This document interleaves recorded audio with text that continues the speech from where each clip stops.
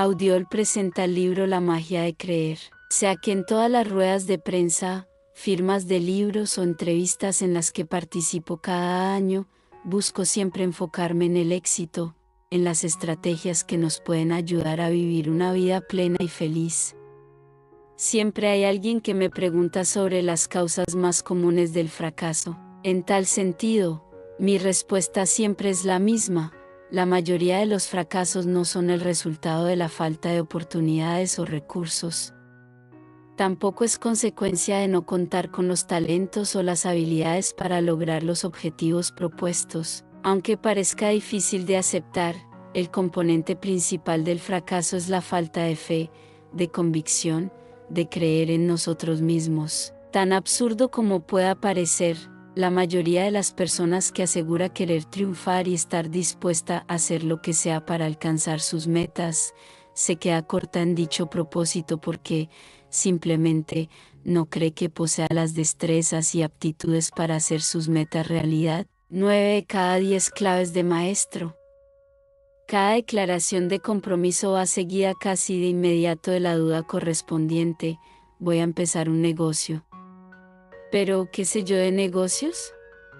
Este año sí tomaré control de mis gastos. Pero, ¿para qué me engaño si soy un comprador compulsivo? Quiero ser un mejor líder para mi equipo, pero ¿cómo lograrlo si soy un pésimo comunicador? Lo más triste de todo es que, en esta lucha constante entre la certeza y la duda, parece siempre ganar la segunda. Sin embargo, basta con echar un vistazo a nuestro alrededor para ver lo que sucede cuando actuamos con fe y convicción en nuestros sueños y en nuestras habilidades para hacerlos realidad. Empresas como Apple, Microsoft, Facebook, Amazon, Starbucks, entre otras, son el resultado de la convicción y determinación de sus gestores. En cierto sentido, podríamos aseverar que ha sido la magia de creer la que se ha encargado de instaurar las circunstancias ideales para que dichas empresas prosperen. En 1989, cuando terminé mis estudios de doctorado y comencé a considerar la idea de empezar una empresa propia, cayó en mis manos un pequeño libro que se encargaría de mostrarme lo que puede ocurrir cuando eliminamos todos aquellos miedos que suelen ser la antesala de la duda y la inseguridad. Ese libro, La magia de creer, ¿es el mismo que ahora tienes en tus manos? Sin duda, autores como Norman Vincent Peale y Napoleon Hill cimentaron en mí la absoluta certeza de que, en el camino al éxito, nada reemplaza ni es más importante que la fe. Es curioso, a pesar de que todos deseamos saber cuál es el secreto que nos permitirá triunfar y ser felices, nunca se nos ocurre buscar dicho secreto en nuestro interior. Así, terminamos buscando fuera de nosotros algo que ya es parte de nuestra misma esencia: la magia de creer. Napoleon Hill observaba que el ser humano llega a creer cualquier cosa que se repite a sí mismo, así sea una afirmación verdadera o falsa. Si alguien repite una mentira una y otra vez, con el tiempo termina por aceptarla como cierta, y de ahí en adelante continúa actuando de acuerdo con una nueva realidad que ha programado en su mente. En La magia de creer, Bristol nos invita a cambiar las aseveraciones negativas que hemos utilizado hasta el momento por afirmaciones positivas que dibujen en nuestra mente los resultados que deseamos obtener. Él cree firmemente en que cualquier persona puede obtener un objetivo determinado siempre que tenga la inquebrantable convicción de que puede lograrlo y lo afirme con convicción y entusiasmo. Para demostrarlo, expone una serie de casos y ejemplos de vida a lo largo de todo el libro. Si mantienes una imagen mental clara de lo que deseas lograr en tu mente y tienes la más segura e incuestionable fe de que lo lograrás, si no piensas o hablas de ello de otra manera que no sea con la seguridad absoluta de que lo vas a conseguir, el poder de tu pensamiento se encargará de ayudarte a crear las circunstancias que te permitan hacer realidad ese sueño, meta u objetivo. No obstante, ten presente que, a menos que actúes con seguridad y convicción, lo más probable es que las oportunidades que tu mente ha creado pasen de largo. La respuesta a lo que buscas, esa magia de la que escribe Bristol, no existe de acuerdo con tu fe mientras hablas, sino de acuerdo con tu fe mientras actúas. De nada sirve que pienses, proyectes y planees tu éxito si dicho plan no está acompañado por el propósito y la determinación de actuar. Espero que disfrutes de esta lectura tanto como yo lo hice hace ya varias décadas y, como siempre, nos vemos en la cumbre del éxito. Dr. Camilo Cruz. Hay algo, llámalo facultad, fuerza, elemento, ciencia, que algunas personas alcanzan a comprender y otras también a utilizar para superar sus dificultades y conseguir notables éxitos. Yo creo firmemente en su existencia. Ahora me propongo hablar de ello de la forma más completa posible para que puedas usar este conocimiento en tu propio beneficio. Hace más de 15 años, el director de la sección financiera de un gran diario de Los Ángeles asistió a una conferencia que dicté a los especialistas en finanzas de dicha ciudad y leyó mi folleto TNT, El poder está en tu mente, en inglés, TNT. Después me dijo, ¿ha logrado usted captar el conocimiento etérico de ese algo que tiene la calidad mística que explica la magia de las coincidencias, el misterio de lo que hace afortunados a los hombres? En ese momento, comprendí que había dado con algo práctico que era, de hecho, efectivo. Pero ni entonces ni ahora lo consideré nada místico, salvo en el sentido de que es un poderoso elemento desconocido por la mayoría de las personas. Ese algo siempre lo han conocido los afortunados seres humanos que han triunfado en todas las épocas, pero que, por algún motivo que nos es desconocido, es ignorado por la persona promedio. Hace ya bastantes años, comencé a enseñar esta nueva ciencia por medio de conferencias y de la difusión de mi folleto. Sin embargo, no estaba muy seguro de que el hombre común lograría comprender los conceptos. Desde entonces, he visto repetidamente a quienes la utilizan duplicar y triplicar sus ingresos, iniciar y triunfar en nuevos negocios y empresas, adquirir mansiones campestres y amasar considerables fortunas. Entonces, he llegado a la conclusión de que cualquier persona inteligente que sea sincera consigo misma puede alcanzar las alturas que se proponga. Yo no tenía intención de escribir un segundo libro sobre el tema, pese a que muchos me insistían en que lo hiciera, hasta que una mujer que trabaja en la firma editorial que tantos ejemplares ha vendido de mi primer libro, la obra a la que me refería antes, me puso entre la espada y la pared al decirme, usted tiene la obligación de dar a las personas que tratan de abrirse paso en el mundo, de una forma clara y fácil de entender, no solo el contenido de su libro, sino también el nuevo material que está ofreciendo a sus oyentes en las diversas conferencias que dicta. Todo aquel con ambición desea estar al día, y usted ha demostrado ampliamente que tiene algo que puede ayudar a cualquiera. Depende de usted compartirlo con el mundo. Me costó convencerme. Sin embargo, había sido soldado durante la Primera Guerra Mundial, prestando servicio en Francia y en Alemania. A causa de mis actividades como oficial de las organizaciones y miembro de una comisión estatal para la rehabilitación de los veteranos de la última guerra, comprendí que para muchos de ellos no sería fácil situarse en un mundo práctico como el nuestro, del que tanto tiempo estuvieron apartados. Con esta idea presente y la motivación de ayudar a todas las personas con aspiraciones, inicié la tarea de escribir este libro sobre la facultad mágica del pensamiento y de la convicción mental. Así, este trabajo está escrito también para ayudar a desarrollar el pensamiento y la acción de cada quien. Dado que este libro puede llegar a caer en manos de quienes podrían calificarme de charlatán, permítaseme advertir que ya tengo más de 50 años y que poseo un largo historial como hombre de negocios, así como anteriormente de periodista. Me inicié como reportero policial, y los periodistas que se especializan en tal tema se acostumbran a considerar solamente los hechos y a no dar por cierto nada que no esté debidamente comprobado.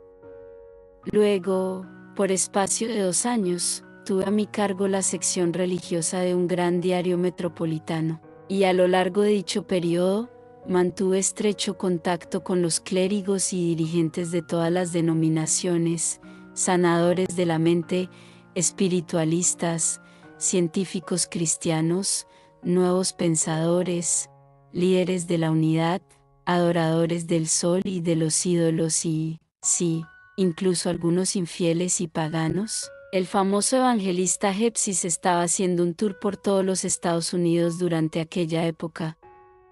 Noche tras noche, me senté junto a él en su tribuna, observando a la gente caer de narices sobre el pavimento, sollozar y emitir gritos histéricos, todo lo cual me dejó maravillado. De nuevo me maravillé el día en que acompañé a la policía por causa de una llamada de urgencia, cuando algunos de los rodeos, en un momento de histeria colectiva, volcaron una estufa e incendiaron el local en donde se reunían. Y así me seguí maravillando al asistir a diversas reuniones de las numerosas sectas religiosas, espiritualistas y de cristianos científicos. Mi asombro no reconocía límites al ver, por ejemplo, a un grupo de personas blancas zambullirse en las heladas aguas de un torrente de la montaña para salir de ellas cantando el aleluya a gritos, a pesar de que sus dientes castañaban de frío. Igualmente, me maravillé al presenciar bailes ceremoniales de los indígenas y sus rituales de danza de la lluvia. En Francia, durante la Primera Guerra Mundial,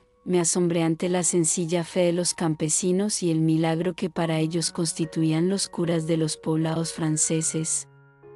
También escuché historias sobre milagros en Lourdes y en otros santuarios. Cuando vi ancianos de ambos sexos en una famosa y antigua iglesia romana subir de rodillas una interminable escalera para contemplar cierta urna sagrada, una ascensión que incluso para un atleta joven hubiera resultado difícil y penosa, no me quedó más que maravillarme de nuevo. Los negocios me pusieron en contacto con los mormones. Cuando descubrí la creencia en la historia de Joseph Smith y en las revelaciones de las láminas de oro, quedé boquiabierto. Lo mismo me sucedió con los tucoboros del oeste de Canadá, que se arrancaban las ropas cuando se los provocaba. Durante mi permanencia en Hawái, oí hablar del poder de los cajunas, quienes, según se asegura, hacían vivir o morir a una persona por la mera fuerza de sus plegarias. El enorme poder atribuido a estos cajunas me impresionó hondamente. En mis primeras épocas de periodista, vi a un famoso médium tratando de materializar espíritus ante una sala judicial llena de un público que se burlaba del espiritismo.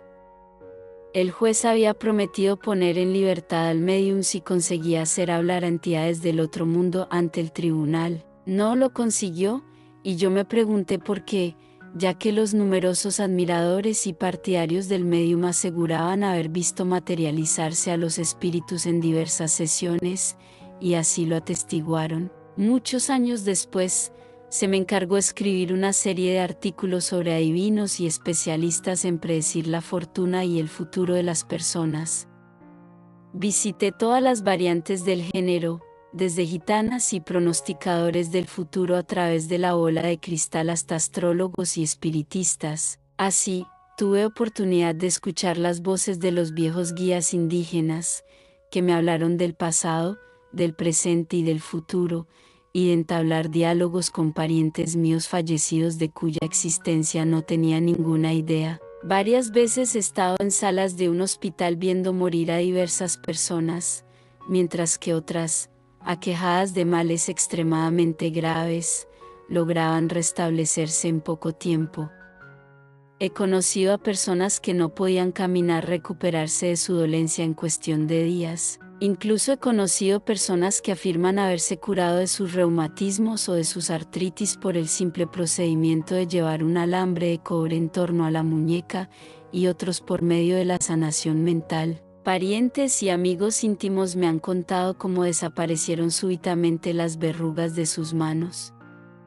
También estoy familiarizado con varias personas que se dejan morder por serpientes venenosas y, sin embargo, siguen viviendo, así como con otros cientos de relatos e historias sobre curaciones y acontecimientos misteriosos. Adicionalmente, me he hecho conocedor de las vidas de grandes hombres y mujeres de la historia, y me he entrevistado con destacadas personalidades de nuestro tiempo, notables en diversos aspectos de la actividad humana. A menudo, me he preguntado las causas que han hecho posible el ascenso de estas personas hacia la cumbre. He visto entrenadores de fútbol y de béisbol tomar bajo su dirección a jugadores malos e infundirles ese algo que les hacía ganar los partidos.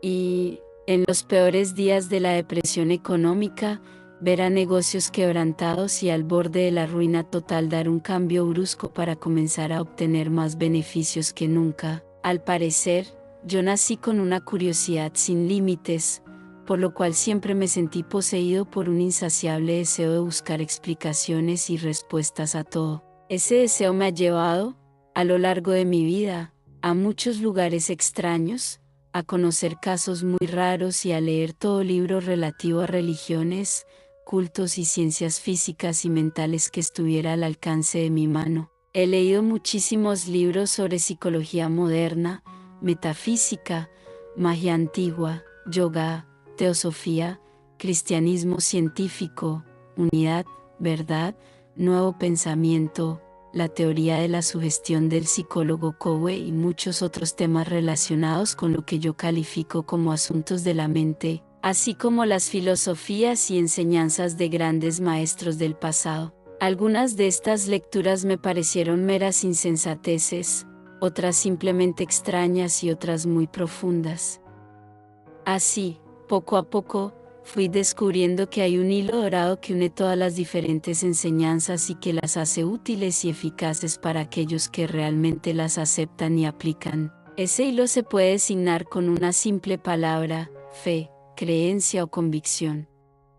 Es ese mismo elemento, la convicción, lo que permite que los enfermos se sanen mediante la sugestión mental y el que hace posible que muchos otros suban por la escalera del éxito. En general, es la convicción la que produce resultados fenomenales en todos aquellos que le sacan provecho. La convicción es algo que obra milagros.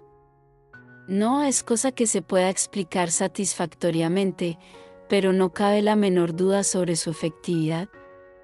Así descubrí que hay una magia verdadera en la creencia, y mis ideas comenzaron a dar vueltas en torno al poder mágico del pensamiento y la convicción. Cuando publiqué la primera edición de TNT, yo creí que todo el mundo lo entendería fácilmente, pues era un libro escrito con sencillez. Sin embargo, con el correr del tiempo, me encontré con las críticas de innumerables lectores descontentos, pues, mientras para unos estaba excesivamente condensado y simplificado, para otros era difícil o imposible de entender.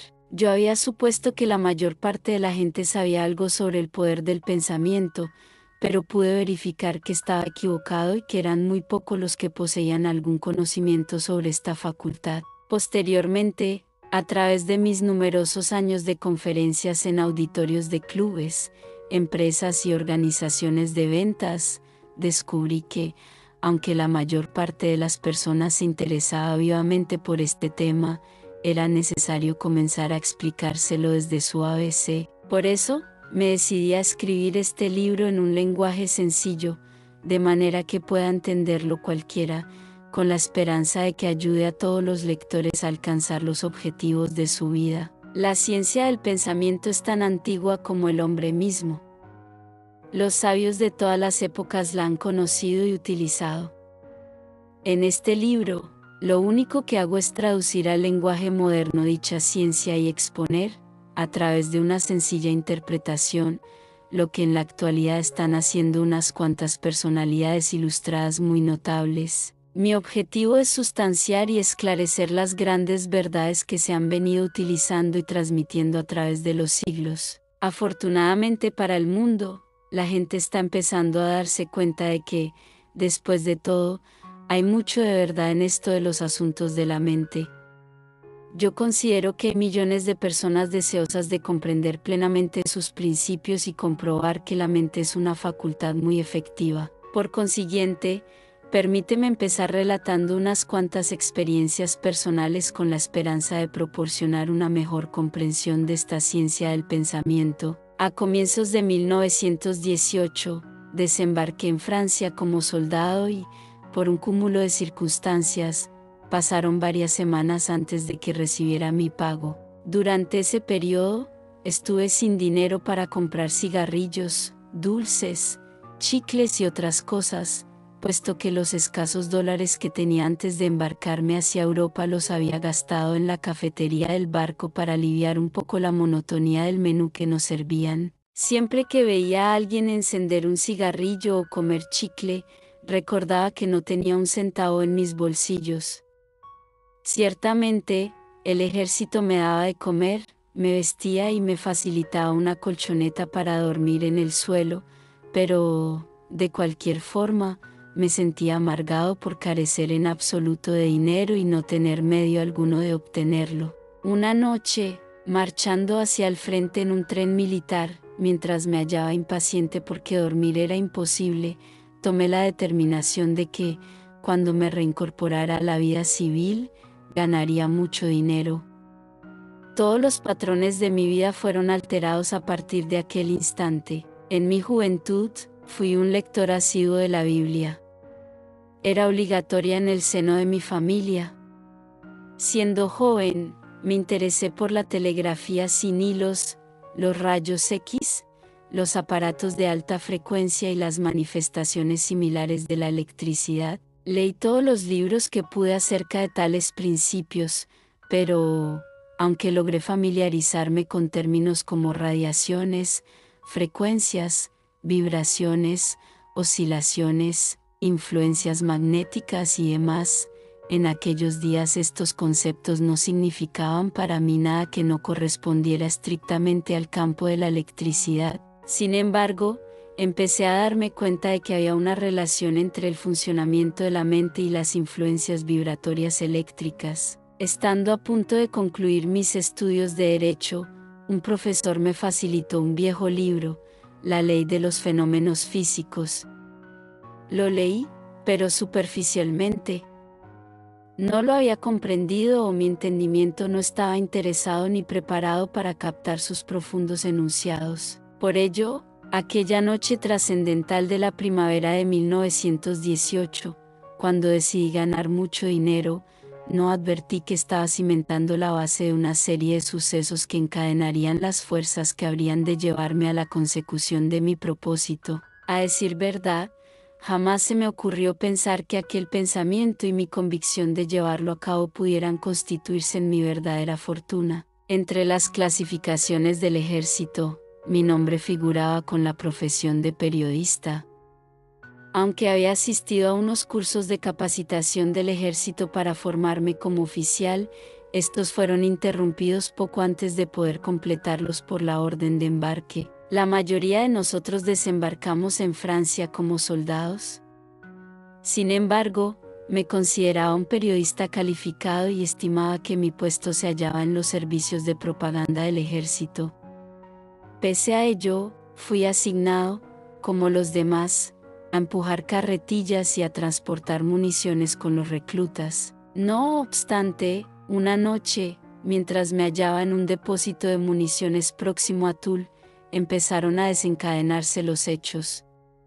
Se me ordenó que me presentara ante el oficial de la sección, quien me preguntó si conocía a alguien del cuartel general del primer ejército. Le dije que no conocía a nadie y que ni siquiera sabía dónde estaba situado el tal cuartel. El oficial me ordenó que me presentara allí. Pusieron un coche y un chofer a mi disposición y, a la mañana siguiente, aparecí en el cuartel general del primer ejército, donde se me encargó la elaboración de un boletín de operaciones que debía aparecer diariamente. Estaba a las órdenes directas de un coronel. Durante los meses que siguieron, pensé con frecuencia que tenía derecho al rango de oficial por los estudios que había realizado. Entonces, los eslabones comenzaron a organizarse como en una cadena. Un día, se recibieron órdenes para que pasara a trabajar en el diario del ejército.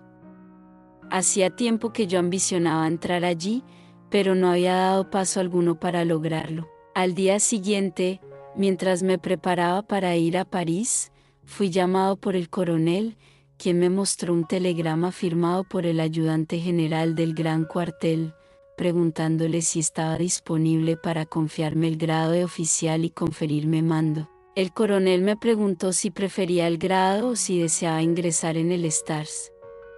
Como la guerra estaba a punto de terminar y a mí me agradaba hallarme con otros periodistas, dije que prefería el diario. Jamás supe quién hizo que me enviaran el telegrama, pero, evidentemente, algo trabajó en mi favor. Llegado el armisticio, mis deseos de dejar el ejército iban intensificándose cada día. Deseaba comenzar a hacer mi fortuna, pero el Stars no cesó de publicarse hasta el verano de 1919. Solo regresé a la patria en el mes de agosto. Sin embargo, las fuerzas que yo inconscientemente había puesto en marcha ya comenzaban a actuar en mi favor para ayudarme a lograr una sólida posición económica. A las 9:30 de la mañana siguiente, recibí en mi casa una llamada telefónica del presidente de un famoso club del que yo había sido miembro activo. Me dijo que me pusiera en contacto con cierto importante hombre de negocios especializado en cuestiones bancarias, quien había leído la noticia de mi regreso y deseaba hablar conmigo antes de que me reincorporara a la vida periodística. Llamé al hombre en cuestión y, 2 días después, inicié mi nueva carrera como bancario, que más adelante me condujo a la vicepresidencia de una importante firma. Aunque al principio mi salario era insignificante, pronto advertí que me hallaba en el negocio que me brindaría numerosas oportunidades para hacer dinero. Por supuesto, ignoraba cuáles serían esas oportunidades y cómo ganaría el dinero, pero yo sabía que conseguiría esa fortuna que ambicionaba. Y sí, en menos de 10 años no solo la obtuve, y de gran tamaño, sino que ya era un importante accionista de la corporación y obtenía considerables beneficios. Durante aquellos años, predominaba en mi mente el cuadro mental de la riqueza. Muchas personas en sus momentos de abstracción o mientras están hablando por teléfono, muchas personas hacen garabatos sobre un papel, dibujan cosas caprichosas o escriben determinadas letras y palabras. Mi garabateo sobre el papel siempre era el mismo: dólar, dólar, dólar, dólar, dólar, dólar, signos de dólares.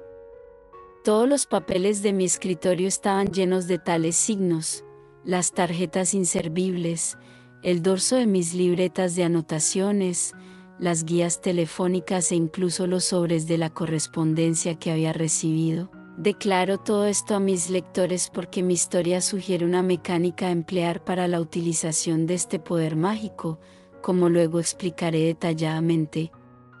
Durante los últimos años, he podido comprobar que los principales problemas que agobian a la gente son de carácter financiero. En los días de la posguerra, cuando impera la más intensa competencia, son millones de personas las que deben enfrentarse a tal problema. Sin embargo, esta ciencia podrá ser efectiva para lograr el objetivo que se desee, cualquiera que sea. Permíteme que, a este respecto, les cuente otra de mis experiencias. Poco después de que se me ocurriera la idea de transcribir mi primer libro, y antes de que emprendiera la tarea de escribirlo, decidí efectuar un viaje al oriente y me embarqué en el antro Xochiapan, un buque famoso por su excelente cocina. En mis viajes por Canadá y Europa, me aficioné al consumo de un queso llamado trapista, que fabricaban los monjes de Quebec.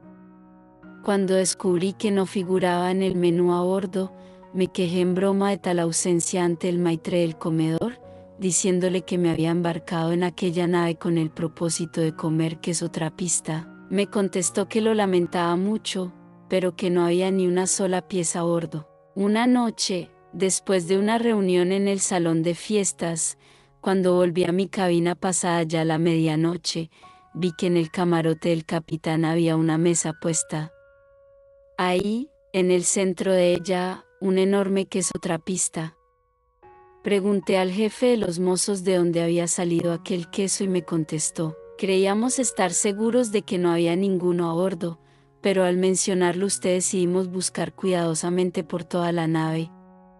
Finalmente, encontramos una pieza en el fondo de la despensa de reserva. Así también, en aquel viaje, las cosas salían conforme a mis aspiraciones, aun cuando no tenía derecho alguno a un trato especial. En adelante, me senté a la mesa del capitán y fui su huésped durante casi todo el viaje. Si estás disfrutando este contenido y quieres seguir aprendiendo, suscríbete ahora a nuestro canal Audiol. Activa las notificaciones para no perderte ningún episodio y continúa con nosotros en este fascinante viaje de conocimiento. Sigamos en el audiolibro. Como es natural, el trato que me dieron me causó una gran impresión y, ya en Honolulu, pensé que sería agradable recibir las mismas atenciones en el viaje de regreso. Una tarde, tuve el repentino impulso de partir hacia mi país. Ya era casi la hora de cerrar la oficina de la compañía cuando llegué para ver qué pasaje podía conseguir. Me informaron que a las 12 del día siguiente salía un barco y que quedaba una única cabina disponible. Me quedé con ella y, al día siguiente, poco antes de la hora de partida, subía por la planchuela del buque diciéndome: bueno, te trataron como un rey en el otro barco. Lo menos que puedes hacer aquí es comer en la mesa del capitán. Sin duda, te sentarás en esa mesa. El buque se puso en marcha y, mientras salíamos del puerto, un mozo advirtió a los pasajeros que pasaran al comedor para señalarles su lugar en la mesa. Al pedirme mi pasaje, lo miró y dijo: ah, sí, mesa, asiento número 5. Era la mesa del capitán y yo me sentaba frente a él. Muchas cosas amables sucedieron en aquel viaje, entre otras, una fiesta dada en mi honor con motivo de mi cumpleaños. Fue idea del capitán, pese a que mi cumpleaños lo había celebrado ya unos meses antes. Posteriormente, cuando me dediqué a dar conferencias, pensé que convendría conseguir una carta del capitán explicando lo ocurrido. Le escribí y recibí su respuesta, que decía: ya sabe usted que en la vida, a veces, inconscientemente se nos ocurre que debemos hacer esto o lo otro. Aquel mediodía, yo estaba sentado a la puerta de mi cabina observando a los pasajeros que llegaban al barco. Cuando apareció usted en la planchada, pensé que debía sentarse a mi mesa. No pude explicarme el motivo. Lo hice del mismo modo inexplicable con que, en muchas ocasiones, arrimo el barco al costado del muelle en el punto exacto y al primer intento. No faltaron personas que, al oír este relato, de las que no saben nada sobre el poder mágico de creer, me dijeron que se trataba de una mera coincidencia. Con todo, yo estoy seguro de que no fue así, y también estoy convencido de que el capitán, que sabe mucho de esta ciencia, está de acuerdo conmigo. Yo no me diferenciaba en nada de los demás, era uno más entre los muchos pasajeros que subían a bordo de su barco. Mis ropas no me destacaban tampoco, ni había nada en mi apariencia que me hiciera singular. Al explicar esta ciencia, no ignoro que el tema haya sido examinado desde muchos ángulos, que van desde el enfoque religioso al metafísico.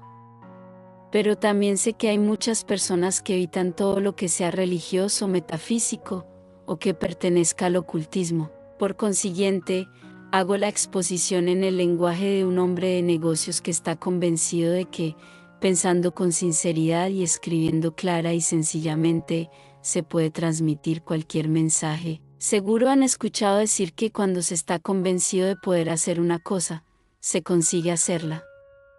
Un viejo proverbio latino dice: cree que lo tienes y lo tendrás. La convicción es la fuerza motora que permite a cualquiera alcanzar sus metas. Si alguien está enfermo y sus pensamientos o creencias logran inducirle a la convicción de que se va a curar, empezará a atraer todas las probabilidades de sanar a su favor. Es la propia convicción, o la confianza fundamental, la que hace efectivos todos los resultados materiales. Desde luego, hablo de cosas factibles en personas normales y mentalmente equilibradas. No quiero decir que un paralítico, de repente, pueda destacarse jugando al fútbol o que una persona sin estudios pueda ganar milagrosamente el Premio Nobel de Física, porque todas las probabilidades están en su contra. Sin embargo, incluso tales casos pueden suceder, pues es factible que se produzcan curas asombrosas y cambios sorprendentes. Creo firmemente que, cuanto más aprendamos sobre la ciencia del poder del pensamiento, Asimismo seremos testigos de muchas de las curaciones que hoy parecen imposibles a los médicos y a la ciencia ortodoxa. Finalmente, nadie debe sentirse desanimado por nada, ya que en esta vida todo puede suceder y la fe y la esperanza actúan como los factores más positivos para que se produzcan los milagros. El doctor Alexander, un distinguido médico y hombre de ciencia británico, cuyos libros sobre el pensamiento han suscitado grandes polémicas en todo el mundo, afirma que, a pesar de que hoy el hombre al cual se le amputa una pierna no logra hacer que le crezca otra, como le sucede a los cangrejos cuando pierden una de sus patas, podría conseguirlo si la mente humana no rechazara sistemáticamente tal posibilidad. Dicho eminente hombre de ciencia sostiene que, si en las capas más profundas del subconsciente se consigue cambiar el modo de pensar, el hombre podrá hacerse crecer una nueva pierna con la misma facilidad con la que lo consiguen los cangrejos. Sé que tal declaración podrá parecer absurda y hasta increíble, pero ¿cómo podemos estar seguros de que no ocurrirá algún día? Con frecuencia, ceno con un grupo de amigos, la mayor parte de ellos especialistas en diversas ramas de la clínica y la cirugía. Me consta que, si yo les expusiera muchas de mis ideas, algunos sugerirían que se me hiciera un riguroso examen por parte de varios médicos psiquiatras para confirmar si estoy en mis cabales. Sin embargo, he podido advertir que algunos de ellos, especialmente los más jóvenes, recién salidos de nuestras mejores facultades, ya no cierran los ojos y los oídos a estos argumentos relativos a la parte vital que juega el pensamiento, no solo para provocar determinadas enfermedades y trastornos orgánicos, sino también en la curación de estos. Pocas semanas antes de escribir este libro, un vecino mío vino a explicarme cómo le habían desaparecido sus verrugas. Estaba internado en un hospital y había salido al corredor, donde se encontró con otro convaleciente que estaba charlando con un amigo. Este le decía al otro: ¿de manera que quiere librarse de las verrugas que tiene en las manos? Bueno, pues déjeme que las cuente y enseguida desaparecerán. Mi vecino me contó que se quedó mirando al desconocido durante unos momentos y luego le dijo: puesto que está en eso, ¿no quisiera contar también mis verrugas? El hombre accedió, y mi vecino se olvidó del asunto hasta que, al día siguiente, al mirarse las manos, advirtió que las verrugas habían desaparecido. Yo referí esta historia a un grupo de doctores expertos en la cuestión, y uno de ellos, íntimo amigo mío y famoso especialista, vociferó diciendo: absurdo. No obstante, frente a él estaba sentado otro doctor, profesor de una facultad de medicina, quien vino en mi ayuda diciendo que había numerosos casos de curación de las verrugas por sugestión, debidamente comprobados, aunque me sentí tentado a preguntar si alguno de ellos sabía que, en enero de 1945, la Facultad de Medicina de la Universidad de Columbia había creado la primera clínica de medicina psicosomática del país, con el propósito de estudiar la mente subconsciente y las relaciones entre el espíritu y el cuerpo. Guardé silencio. Eran demasiado escépticos, en conjunto, para mantener una discusión frente a todos ellos. Con todo, estaba seguro de que muy pocos de ellos recordaban que, varios años atrás, las revistas informaron cómo un geólogo suizo había logrado suprimir las verrugas por mera sugestión. Citaron, asimismo, el procedimiento del profesor Black, otro especialista suizo, que empleaba efectivamente la psicología y la sugestión con el mismo propósito. Con posterioridad a la mencionada conversación, han sido muy difundidos los hallazgos del Dr. Frank House, notable autoridad médica canadiense, quien afirma rotundamente que la sugestión llega, en algunos casos, a curar verrugas de tipo infeccioso provocadas por virus. En un artículo publicado en The Medical Record en 1945, el Dr. Kals dice: en todos los países del mundo se conocen ciertos procedimientos mágicos para curar las verrugas, los cuales van desde cubrirlas con tela de araña hasta enterrar huevos en un cruce de caminos durante la luna llena. Todos esos procedimientos mágicos son eficaces si el paciente cree en ellos. Al referirse al tratamiento de ciertas enfermedades de la piel, expresa, frecuentemente, he prescrito un ungüento para aplicarlo mientras se pronuncian ciertas palabras mágicas, cosa que no solo me ha dado resultado a mí, sino también a otros médicos, provocando rápidas curaciones. Destaca también que la sugestión opera en la terapia de los rayos X, que cura incluso cuando el especialista no le da energía al aparato. Los experimentos realizados con sesiones simuladas de rayos X permitieron confirmar esta observación en los trabajos efectuados sobre el particular por el Dr. Kals. Son ejemplos del poder mágico del pensamiento, el cual logra curar verrugas y enfermedades de la piel, entre otras, por la sola fuerza de la sugestión. En otra ocasión, charlábamos mis amigos médicos y yo en torno al problema de la telepatía.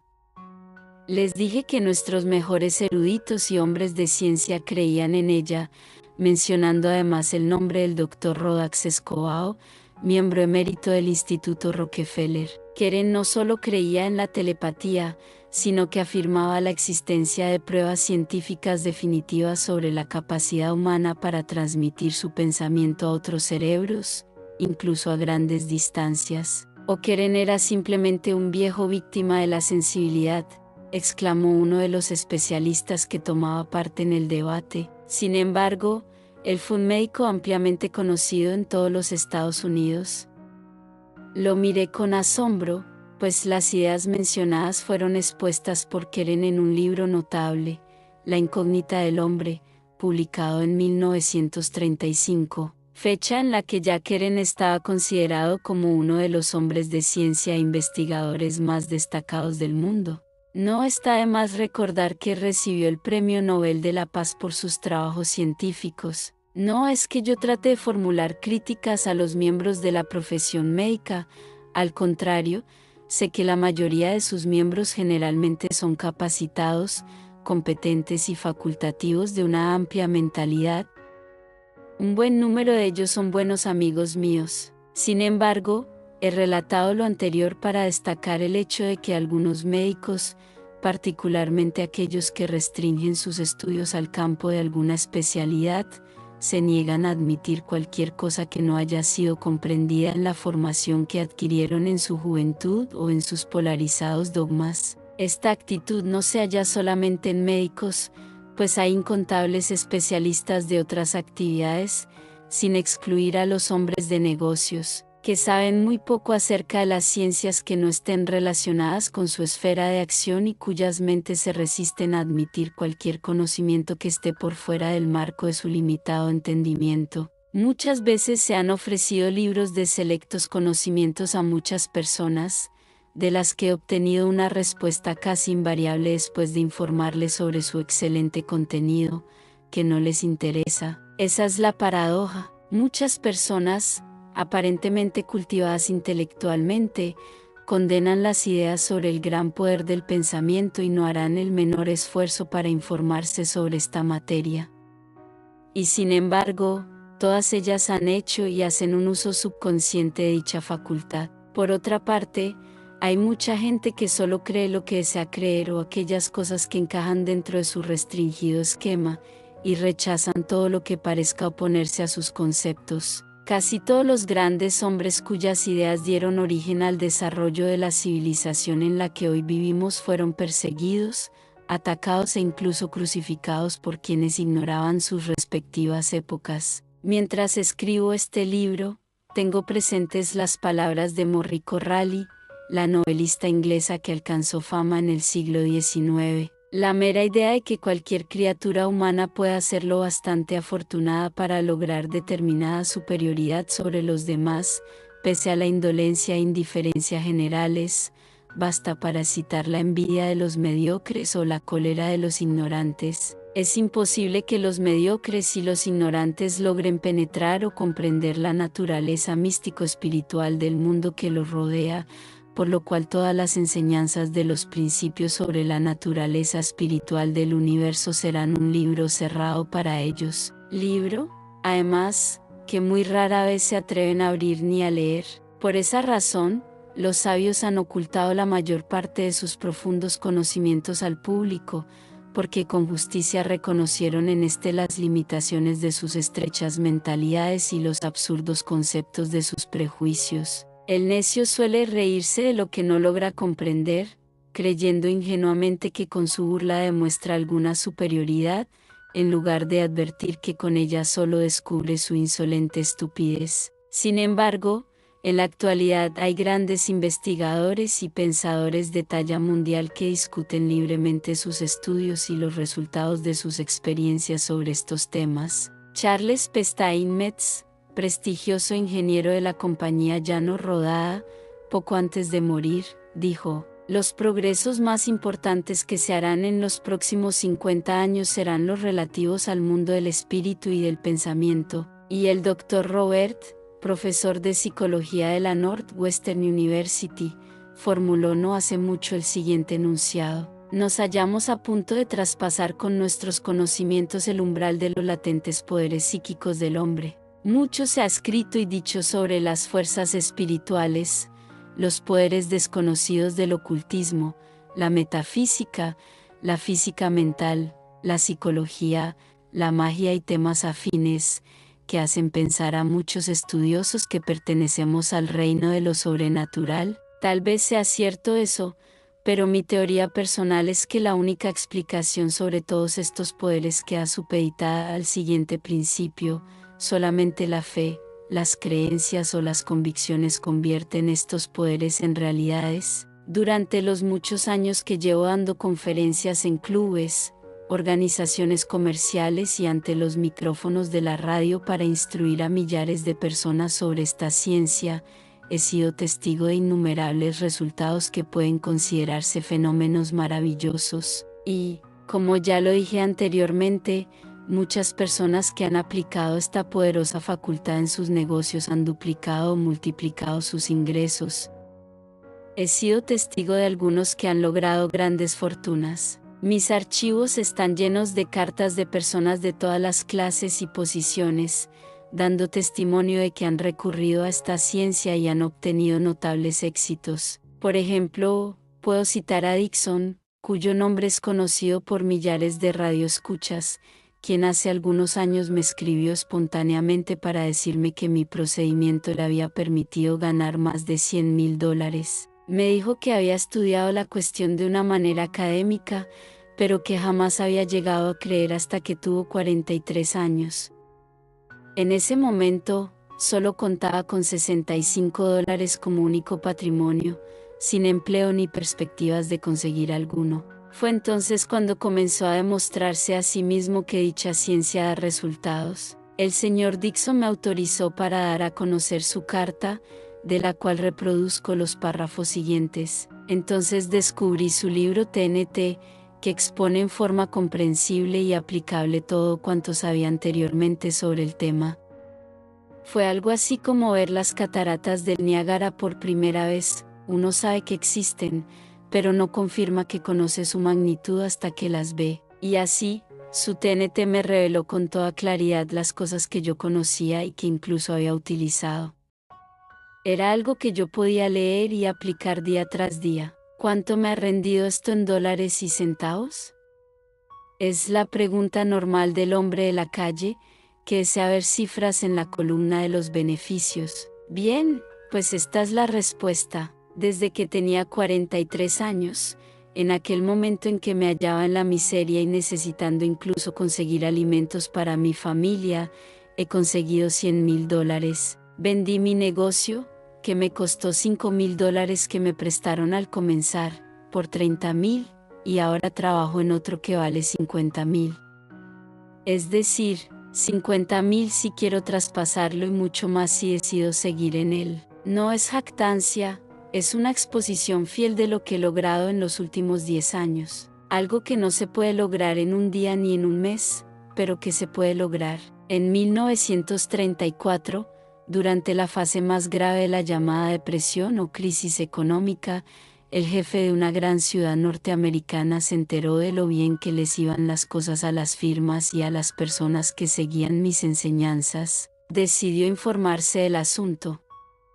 Más adelante, me felicitó públicamente y me escribió la siguiente carta: mi afirmación de que sus enseñanzas han sido el factor determinante para estimular los negocios en esta empresa de un modo superior a lo logrado antes por cualquier procedimiento, se basa en las declaraciones de los numerosos ejecutivos de la firma que las han empleado con éxito. Cuando me enteré, por diversos testimonios de hombres de otras empresas, de los resultados fenomenales que estaba usted obteniendo, me incliné a estudiar los hechos, que parecían demasiado prodigiosos para que fueran ciertos, pero, al hablar con los jefes de las empresas que utilizaban sus enseñanzas, y con los vendedores que habían duplicado y triplicado sus ingresos, así como al escuchar los informes de quienes asistían a sus conferencias, advertí claramente que la impresionante y dinámica fuerza que se materializaba con esa teoría no es cosa que todos podamos comprender inmediatamente, pero las empresas y los individuos que sigan sus sugerencias pueden esperar con seguridad llegar a obtener resultados extraordinarios y sorprendentes. Usted ha demostrado plenamente lo dicho y, por consiguiente, debo felicitarlo por haber comunicado a los demás la gran importancia de lo descubierto por usted. Desde entonces, el autor de esta carta ha alcanzado las máximas alturas en el mundo de los negocios y recientemente me escribió otra carta relatándome otros casos presenciados por él, confirmando la eficacia de esta ciencia. Cuando empecé a escribir este libro, decidí ponerme en contacto con empresas y personas que previamente me habían escrito certificándome los resultados extraordinarios obtenidos por medio de la ciencia de la convicción. Sin excepción, todos ellos me escribieron diciéndome que los progresos obtenidos desde entonces fueron aumentando a un ritmo creciente. Uno de ellos, Torquell, cuyo nombre es popular entre los veteranos de guerra norteamericanos, me escribió en 1937. No fue cosa fácil al principio admitir totalmente sus ideas, pero mis circunstancias y mi estado físico me forzaron a analizarlas continuamente hasta que llegué a comprenderlas, lo cual en sí ya era, en cierto modo, una ganancia. En febrero de 1924, me vi afectado por una parálisis de la cintura para abajo que me obligó a utilizar muletas para andar. Para un hombre como yo, que había desplegado gran actividad en el mundo de los negocios como director de un banco, aquella forzosa inactividad resultaba insoportable. En el orden económico, solo podía soportarla porque recibía una pensión de nuestro gobierno, ya que mi parálisis era consecuencia directa de los servicios prestados en campaña durante la Primera Guerra Mundial. Pero en 1933, los funcionarios del gobierno dejaron de considerarlo así y me fue suprimida la pensión. Así que tuve que pensar en ganarme la vida. Mi casa y las pocas propiedades que tenía estaban tan hipotecadas que prácticamente ya no me pertenecían. Las perspectivas no tenían nada de agradables ni el futuro me ofrecía esperanzas de ninguna especie.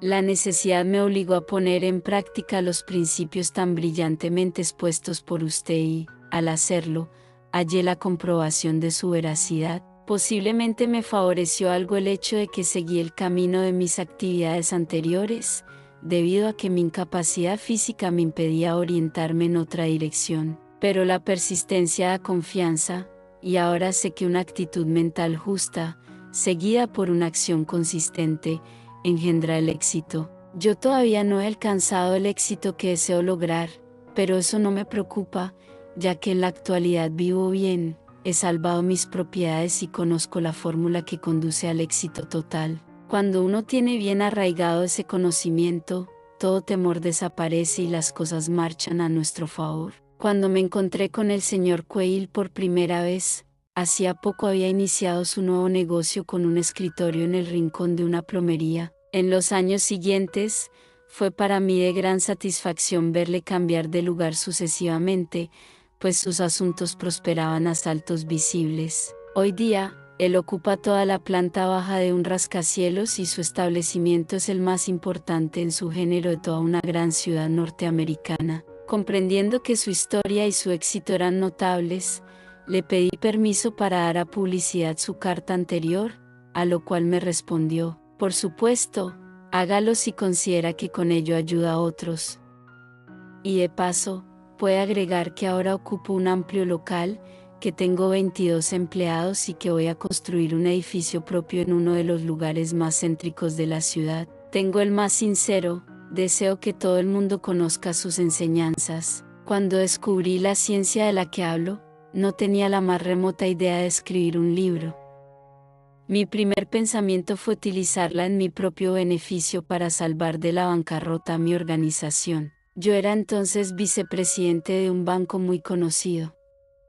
La crisis nos había aplastado y estábamos aproximándonos al desastre total. No sé si estuve inspirado o no, lo que sí puedo decir es que dicté el primer borrador de TNT en su totalidad en el escaso lapso de 5 horas, sin tener notas ni referencias de ninguna. Al mismo tiempo que se me ocurrió la idea del libro, comenzó a flotar en mi mente la expresión conciencia cósmica, pero en aquel entonces no significó nada para mí. Solo después de haber publicado TNT, El poder está en tu mente, y cuando el libro llegó a manos de una escritora que vivía en Nueva York, comprendí el significado de tal expresión. Ella me escribió lo siguiente: durante los últimos 10 años, he venido devorando esa filosofía expuesta en TNT y, gracias a ella, pude instalarme en Nueva York, vender más trabajos a los editores, hacer 2 viajes a Europa y comprarme zorros plateados.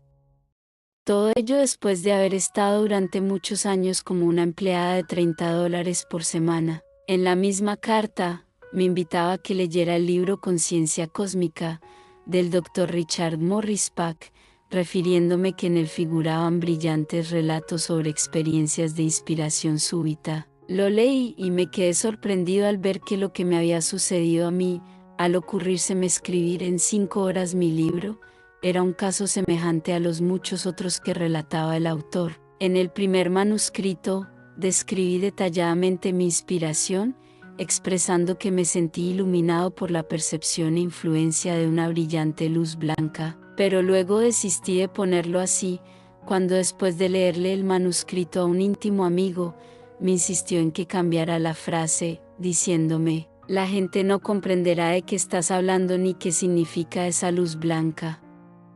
E incluso es posible que algunos piensen que estás loco. Por consiguiente, cambié la frase en cuestión. Sin embargo, aquellos de mis lectores que sepan algo sobre la iluminación cósmica entenderán mi referencia a esa luz de la que hablo, aun cuando, siguiendo el consejo de mi amigo, solo hice una oscura referencia a la misma en mi primer trabajo. De todos modos, siempre quedará en mi memoria esa extraordinaria experiencia por la que pasé en aquellos instantes. En ese breve momento, esa luz me transmitió una mayor sabiduría y comprensión de lo que había logrado atesorar a lo largo de muchos años de lectura y estudio. Fue en ese mismo instante cuando, con la claridad y velocidad de un relámpago, comprendí que mi empresa no marchaba al desastre por causas ni acontecimientos externos, sino exclusivamente debido a la actitud mental de sus integrantes y empleados. Todos nosotros estábamos sucumbiendo bajo el peso de nuestros temores y pensamientos pesimistas. La depresión no solo debilitaba nuestros espíritus,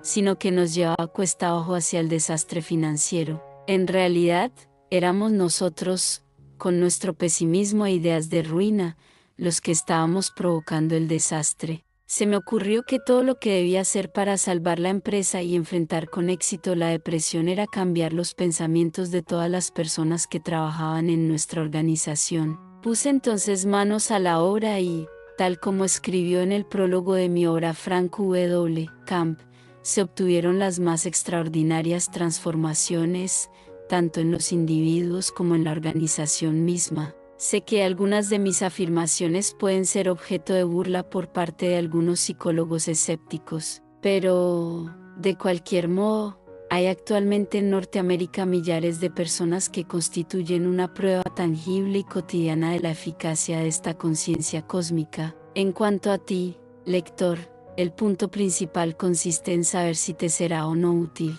y para saberlo, el único medio que se te ofrece es hacer la prueba al emplear esta ciencia que te ofrezco con la seguridad absoluta de que te dará resultados. La emplees como la empleares. Deseo repetirte una advertencia que ya formulé en mi primer trabajo, jamás la utilices para hacer daño, ni con malas intenciones o con propósitos perversos. Desde el principio, la humanidad siempre pudo disponer en este mundo de dos fuerzas sutilmente en lucha, el bien y el mal. Ambas son extraordinariamente poderosas y tienen sus respectivos ciclos y alcances. El principio básico que las activa es la energía procedente del poder mental. A veces parece imponerse el mal, otras veces, es el bien el que predomina. Este poder mental del que hablo ha constituido imperios y también ha concebido los medios para destruirlos. La historia registra innumerables referencias de tales hechos. Si lees este libro de manera reflexiva,